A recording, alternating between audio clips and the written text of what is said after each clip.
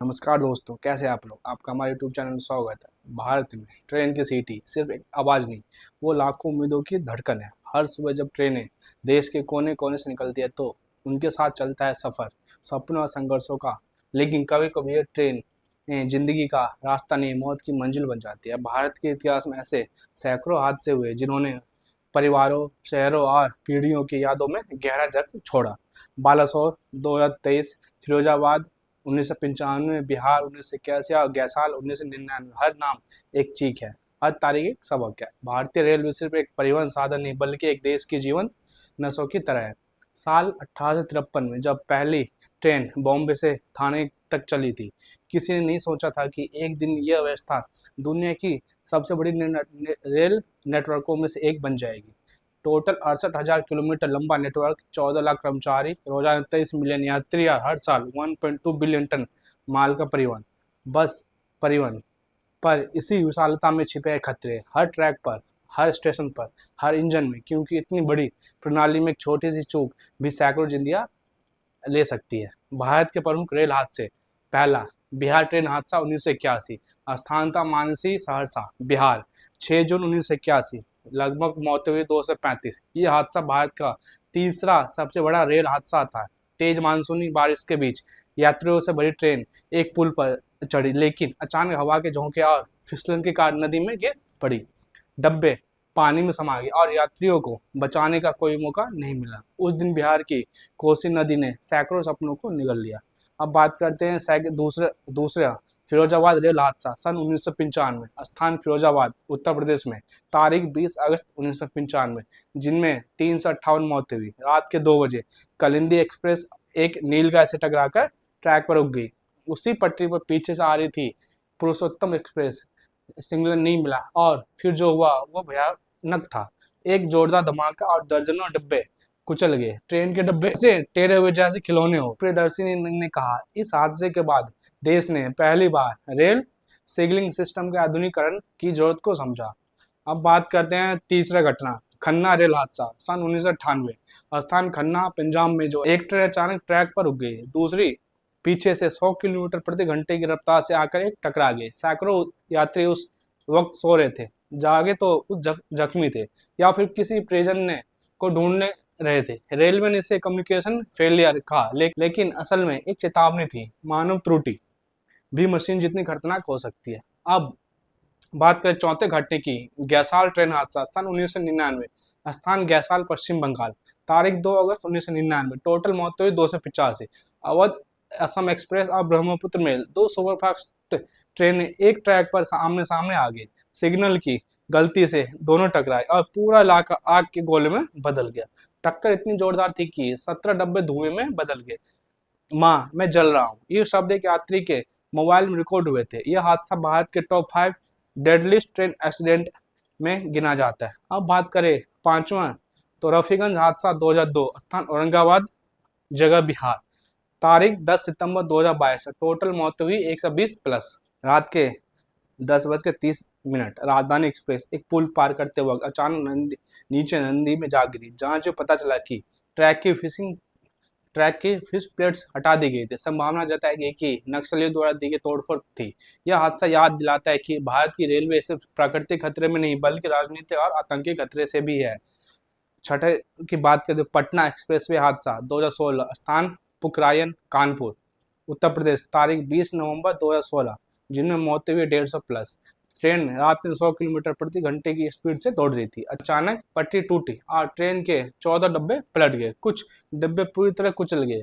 मेरा भाई 2 सीट पीछे बैठा था, अब सिर्फ एक बैग, उसका बैग मिला, यह महिला यात्री ने रोते हुए कहा। यह हादसा पटरी निरीक्षण प्रणाली की विफलता का परिणाम था। अब बात करते हैं उड़ीसा बालासोर हादसा 2023, स्थान बालासोर, जगह उड़ीसा, तारीख 2 जून 2023, मौतें हुई 296 घायल, 296 घायल और 1200 प्लस मौतें। भारत के आधुनिक इतिहास का सबसे बड़ा रेल हादसा। 3 ट्रेनें, कोरोमंडल एक्सप्रेस, बेंगलुरु हावड़ा एक्सप्रेस और एक मालगाड़ी आपस में टकरा गई। सिग्नल सिस्टम फेलियर के कारण तीनों टकराई गई। ये घटना आधुनिक तकनीक की कमजोरी और मानवीय निरीक्षण की अनिवार्यता दोनों को उजागर करती है। कारण, हर हादसे के पीछे छिपी लापरवाही रेल हादसों के पीछे केवल एक वजह नहीं होती बल्कि कई परतों में फैली गड़बड़ियां होती है। अब बात करेंगे ह्यूमन एरर। अक्सर हादसों में पहला नाम ड्राइवर या सिग्नल ऑपरेटर का आता है, लेकिन असल में यह व्यवस्था की थकान का नतीजा है। कई बार ड्राइवर 10-12 घंटे लगातार काम करता है, जिससे उसका निर्णय लेने की क्षमता कम हो जाती है। अब बात करें technical fault. Signal, interlocking, brake system या ट्रैक की खराबी। उड़ीसा हादसे में यही कारण था। एक इलेक्ट्रॉनिक गलती ने 296 लोगों की जिंदगी ले ली। अब पुअर मेंटेनेंस। भारत में 60% रेल पुल 100 साल से भी पुराने हैं। अगर नियमित निरीक्षण या मरम्मत में देरी हो तो हादसा केवल कब होगा यह सवाल रह जाता है। अब बात करते हैं नेचुरल डिजास्टर यानी प्राकृतिक बाढ़, तूफान, लैंडस्लाइड। 1956 का अरियालपुर हादसा और 1981 का बिहार हादसा इसी श्रेणी में आते हैं। तोड़फोड़ और नक्सल गतिविधियां। कुछ हादसों के पीछे राजनीतिक या नक्सली साजिशें भी रही, जैसे रफीगंज 2022 या झारखंड के कुछ हिस्सों में। अनियंत्रित लेवल क्रॉसिंग। देश में 30,000 से ज्यादा लेवल क्रॉसिंग है। कई जगहों पर सिग्नल और गेट नहीं है, जो ट्रेनें सड़क टकराव बड़ा कारण है। हर हादसे के बाद सवाल उठता है कि कब तक, क्यों नहीं सुधरा सिस्टम। कवच प्रणाली। रेलवे ने अब कवच सिस्टम, स्वदेशी ऑटोमेटिक ट्रेन प्रोटेक्शन सिस्टम, जो खतरे में ट्रेन को अपने आप रोक देता है, अब तक 14 किलोमीटर ट्रैक पर लागू हो चुका है। दूसरा, ड्रोन सर्विस। अब ड्रोन हर ट्रैक, ब्रिज और टनल की निगरानी करते हैं। आर्टिफिशियल इंटेलिजेंस से अब ट्रैक की दरारें और कंपन रियल टाइम में पकड़ी जाती है। हर जोन में एक रेस्क्यू टीम तैनात है, जो 15 मिनट में घटना स्थल पर पहुंचने में सक्षम है। हर हादसा सिर्फ मौत की खबर नहीं लाता, कई बार वो इंसानियत के जिंदा होने का सबूत भी दे जाता है। 2023 के बालासोर हादसे की रात जब ट्रेन ने 3 आपस में टकराई और हर तरफ चीखें थी, तो स्थानीय ग्रामीण बिना कुछ सोचे समझे लैंप लेकर अंधेरे में उतर गए।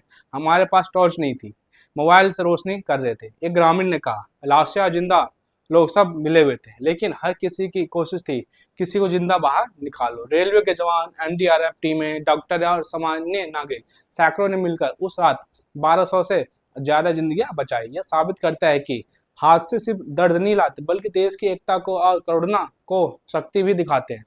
हादसों के बाद की प्रक्रिया जानते, जांच और मुआवजा। भारत में जब कोई ट्रेन हादसा होता है तो उसके बाद एक ही प्रक्रिया शुरू होती है, रेलवे की कमीशन ऑफ इंक्वायरी, प्रधानमंत्री राहत कोष से मुआवजा, तकनीकी रिपोर्ट और फिर भूल जाना।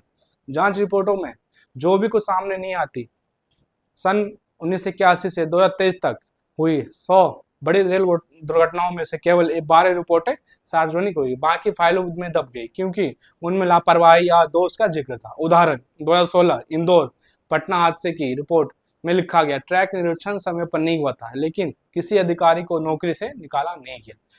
एक औपचारिकता, मरने वालों को 2 लाख, घायलों को 50,000। पर सवाल यह है कि क्या किसी इंसान की जान की कीमत पैसों से लगाई जा सकती है? मेरे बेटे की उम्र सिर्फ 25 साल थी, क्या 2 लाख में उसे वापस खरीद लूं? उड़ीसा हादसे में एक माँ ने कहा था। रेलवे के भीतर की सच्चाई। वो जो इंजन के पीछे है, हर ट्रेन के इंजन में बैठे 2 चेहरे देश की सबसे बड़ी जिम्मेदारी उठाते हैं, लोको पायलट और सहायक चालक।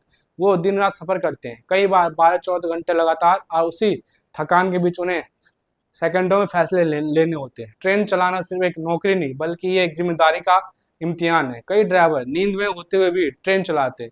कई बार हादसे इसलिए हुए क्योंकि सिस्टम ने उनकी थकान को नजरअंदाज किया। अब रेलवे ने आई डिटेक्शन सिस्टम लागू करना शुरू किया है, जहां कैमरे ड्राइवर की आंखों की हरकत देखकर अलर्ट देते हैं। अगर वो नींद में हो तो सिस्टम ब्रेक लगा देता है। रेलवे सुधार।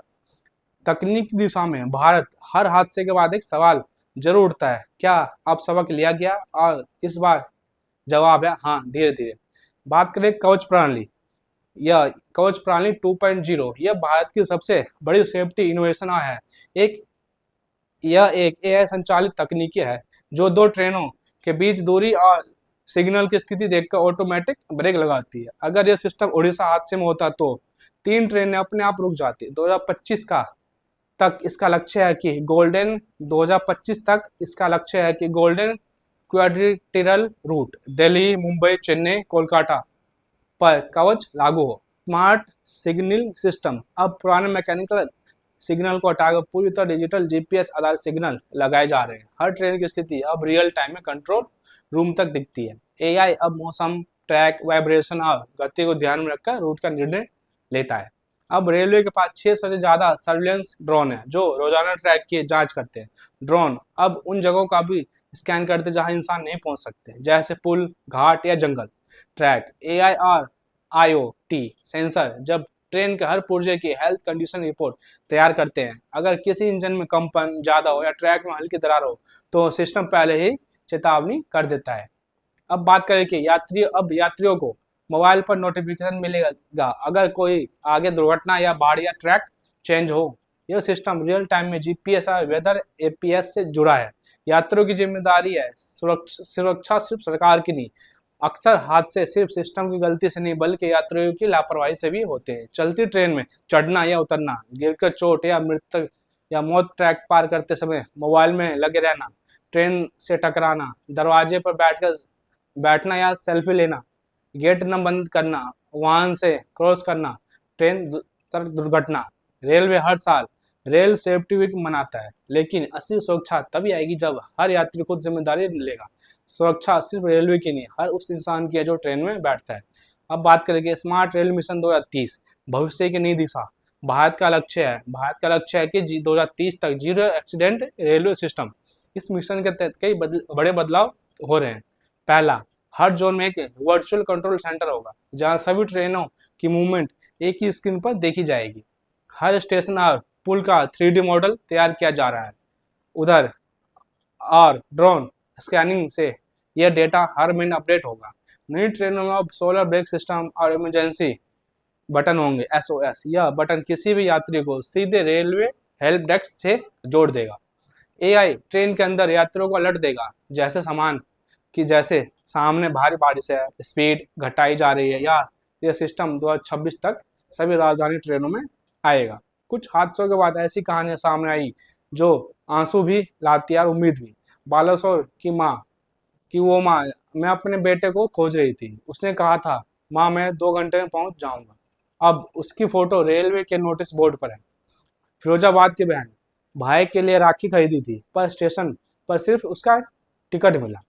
बिहार का वो बच्चा, पर आज मैं उसी रेलवे में नौकरी करता हूँ ताकि कोई और बच्चा मेरे जैसा अनाथ न बने। ऐसी कहानियां याद दिलाती है कि सिर्फ सुरक्षा मशीनों से नहीं आती, वो आती है मानवता और जिम्मेदारी से भी। भारत जीरो एक्सीडेंट देश बन सकता है, संभव है, लेकिन इसके लिए 3 चीजें जरूरी है। पहला, तकनीक की गति, टेक्नोलॉजी। दूसरा, मानव अनुशासन, डिसिप्लिन। तीसरा, पारदर्शिता, ट्रांसपेरेंसी। भारत की रेल आज उस दौर में है जहां मार्स जितनी आधुनिक तकनीक रेल सुरक्षा में लागू हो रही है, लेकिन जब तक जिम्मेदारी जमीन पर नहीं उतरेगी तब तक सिस्टम अधूरा रहेगा।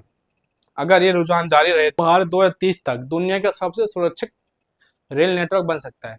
हर ट्रेन जब पटरी पर दौड़ती है तो उसमें केवल डिब्बे नहीं होते, वो देश की धड़कन होती है। रेल की सीटी हमें जोड़ने के लिए बनी थी, पर जब सुरक्षा टूटती है तो यह पटरी जुदाई की लकीर बन जाती है। भारत आज परिवर्तन के उस मोड़ पर है जहां रेल हादसों की जगह सुरक्षा की कहानियां लिखी जा सकती है। जरूरत बस इतनी है कि हर कर्मचारी, हर यात्री, हर अधिकारी वाक्य याद रखे, गति से पहले सुरक्षा। दोस्तों, ट्रेन की पटरी सिर्फ लोहे की नहीं होती, वो भरोसे की होती है। अगर हम सब मिलकर ये ठान ले कि हर सफर सुरक्षित होना चाहिए तो कोई हादसा, कोई चीख इस देश की सुबह को सन्नाटा नहीं बना पाएगी। रेलवे की सीटी अब उम्मीद की आवाज बने, न कि डर की। अगर आपको मेरा ये वीडियो अच्छा लगा हो तो प्लीज लाइक करें, शेयर करें, कमेंट करें, सब्सक्राइब करें। Thank you.